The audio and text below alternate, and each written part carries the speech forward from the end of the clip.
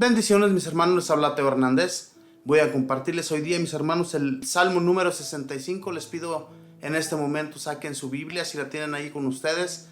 Vamos a leer todos juntos para así comprender el mensaje de Dios, que a través de estos salmos, pues en verdad que no es palabra de Dios, son ni más ni menos que salmos compuestos por el rey David, y pues él amaba mucho a Dios y él compuso estos bellos salmos para nuestro Dios. Así es que de una manera o de otra son mensajes muy hermosos para que nosotros reflexionemos en ellos. Así es que vamos a comenzar, mis hermanos, y lo voy a leer en el nombre del Padre, y del Hijo, y del Espíritu Santo. Amén. En Sión, oh Dios, conviene alabarte, y en Jerusalén cumplir nuestras promesas, pues tú has oído la súplica. Todo mortal viene a ti con sus culpas a cuesta. Nuestros pecados nos abruman, pero tú los perdonas. Feliz tu invitado, tu elegido para hospedarse en tus atrios. Sácianos con los bienes de tu casa, con las cosas sagradas de tu templo. Tú nos responderás, como es debido, con maravillas, Dios Salvador nuestro, esperanza de las tierras lejanas y de las islas de ultramar. Tú que fijas los montes con tu fuerza y que te revistes de poder. Tú calmas el bramido de los mares y el fragor de sus olas. Tú calmas el tumulto de los pueblos. Tus prodigios espantan a los pueblos lejanos, pero alegran las puertas por donde el sol nace y se pone. Tú visitas la tierra y le das agua. Tú haces que dé sus riquezas. Los arroyos de Dios rebosan de agua para preparar el trigo de los hombres. Preparas la tierra, regando sus surcos, rompiendo sus terrones, las lluvias la ablandan y bendicen sus siembras. Coronas el año de tus bondades, por tus senderos corre la abundancia. Las praderas del desierto reverdecen, las colinas se revisten de alegría. Sus palabras se revisten del rebaño, y los valles se cubren de trigales. Ellos aclaman, o mejor, ellos cantan. Amén, amén, aleluya. Bello salmo, mis hermanos, en realidad, como dicen en los primeros versículos, en Sión, oh Dios, conviene alabarte, y en Jerusalén cumplir nuestras promesas. Pues tú has oído la súplica, todo mortal viene a ti con sus culpas a cuesta. Nuestros pecados nos abruman, pero tú los perdonas. Nuestros pecados, no hay un día que el Señor deje de perdonarlos. En realidad, nosotros tenemos que ir hasta la casa de Dios. En aquel tiempo, en el Antiguo Testamento, recordemos que a Dios se le adoraba solamente en Jerusalén, pero después, cuando nuestro Señor vino para que el amor de Dios se regara por todos los pueblos, por todas las naciones. Y entonces, después, con el amor de Dios, se vinieron haciendo diferentes templos en todo el mundo, claro que dedicados al Dios al que nosotros adoramos. Ahora bien, vamos en realidad con mucho deseo a adorar a nuestro Dios, a suplicarle para que Él nos ayude. No hay otro, mis hermanos, que nos pueda ayudar. Y todo mortal va siempre con sus culpas ante nuestro Señor. Y no hay un día de la vida que el Señor no nos perdone nuestros pecados.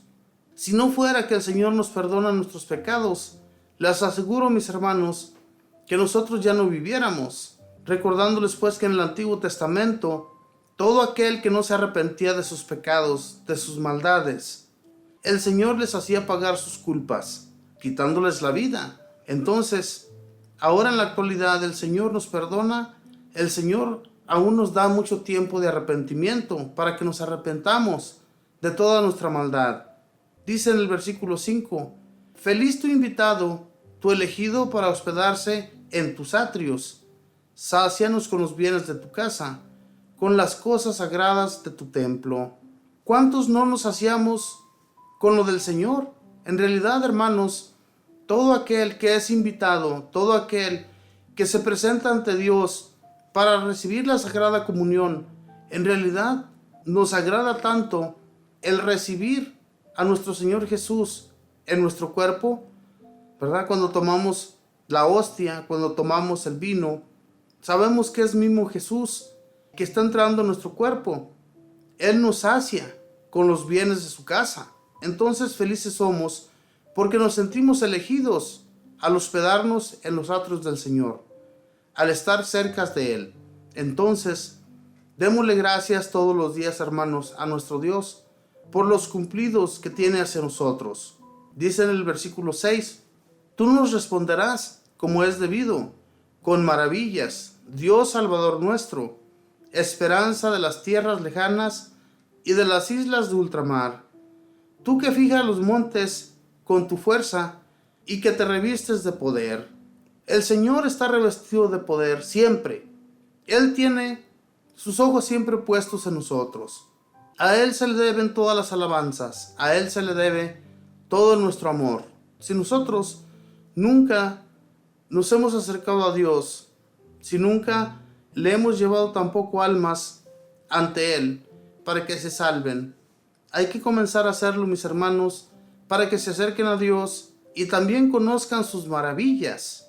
Conocer las maravillas del Señor es debido, porque todos un día vamos a volver a Él. No somos de esta tierra, somos de Él. Venimos aquí solamente por un tiempo, pero cumpliéndose ese tiempo nos vamos a ir y vamos a llegar ante la presencia de Dios, de donde salimos. Entonces hay que echarle muchas ganas para volver allá, no quedarnos en este lugar de tormento. Dice en el versículo 8, tú calmas el bramido de los mares y el fragor de sus olas, tú calmas el tumulto de los pueblos. El Señor es todopoderoso, mis hermanos.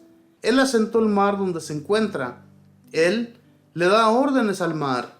De ahí mismo no se puede salir si Dios no quiere. Pero si Dios ordena al mar que se salga de allí donde se encuentra, Él lo puede hacer. ¿Cuántos pueblos no han sido destrozados por sus olas? Y aunque no lo crean, mis hermanos, hay veces que es necesario que los pueblos se den cuenta que hay un Dios y que el Dios que manda todo, Él puede acabar una nación en un 2x3. Entonces, hagamos caso de Dios, busquémosle. Sabemos bien que Él tiene las fuerzas y el poder para acabarnos de un momento a otro. Entonces, hagamos siempre su voluntad y a Él lo vamos a tener siempre contento. Si no, de lo contrario, va a acabar con nuestras vidas y no es porque Él quiera. Somos nosotros mismos quienes somos cabezas duras y que no queremos acercarnos al Dios que nos da la vida. Busquemos siempre de Él, mis hermanos, y Él nos va a ayudar. Dice en el versículo 9, tus prodigios espantan a los pueblos lejanos, pero alegran las puertas por donde el sol nace y se pone. Tus prodigios espantan a los pueblos. Sabemos bien, mis hermanos, que Dios es dueño de todos los pueblos. ¿Y los espanta? Claro que sí. ¿Cuántas veces no han surgido terremotos? ¿No han surgido aguas torrenciales? Todo eso sucede, mis hermanos, porque Dios ordena, ¿verdad?, que esto suceda. Porque hay pueblos que necesitan que se les ponga un freno. Hay pueblos que no hacen caso nunca de lo que Dios les ordena, de lo que Dios mandó para que ellos sigan cumpliendo sus deberes tal y como Él se los impuso. A nosotros nos ha impuesto el anunciar sus mensajes y hay que hacerlo, ¿verdad? Hay que hablar a nuestros hermanos para lo que el Señor nos envió, hablarles de la buena nueva. De esto mismo que el salmista nos enseña aquí en este salmo, cómo hablarles a las personas. También de esta manera, como los salmos nos enseñan a orar para tener las fuerzas de estar ante el Señor, tener las fuerzas de seguir adelante sin desfallecer, sin tener miedo de las cosas que nos sucedan. En el versículo 10 dice, tú visitas la tierra y le das agua, tú haces que dé sus riquezas. Los arroyos de Dios rebosan de agua para preparar el trigo de los hombres. Preparas la tierra regando sus surcos, rompiendo sus terrones. Las lluvias la ablandan y bendices sus siembras. Eso hace el Señor, mis hermanos. Si no fuera por eso, ¿qué comeríamos nosotros? En realidad, ¿qué tuviéramos de alimento? Si no fuera por las lluvias, si no fuera porque al Señor le parece bien enviarnos el agua, a través de ello nos envía sus riquezas, ¿verdad? Llena los arroyos, los surcos se llenan de agua quebrando los terrones y luego se pueden sembrar los frutos que nosotros comemos. Hermanos, todo esto sucede gracias a que Dios, ¿verdad? Desde en aquel tiempo, recordándoles pues que el pueblo de Israel, cuando fue sacado de Egipto, a ellos se les decía que iban a llegar a una tierra prometida donde manaba leche y miel. Esas naciones, esos pueblos que ellos fueron conquistando, eso tenían en abundancia, tierras que ya habían sido de ellos en un principio, pero que otros las habitaron y que Dios les había prometido que se las daría en herencia, y ellos tuvieron que luchar de nuevo por esas tierras para habitarlas, y después el Señor les mandaba todo lo necesario para que tuvieran en abundancia. Y no solo a ellos, después a nosotros lo mismo nos sucedió. Todas las naciones recibían el agua de Dios, recibían para alimentarse y para sembrar las tierras. Eso es algo bueno, gracias a nuestro Dios, que hasta hoy día no nos ha dejado sin comer. Mis hermanos, ojalá y siempre le demos gracias a Dios por lo que tenemos en nuestras casas y nunca nos olvidemos de quién las recibimos. Que Dios les bendiga.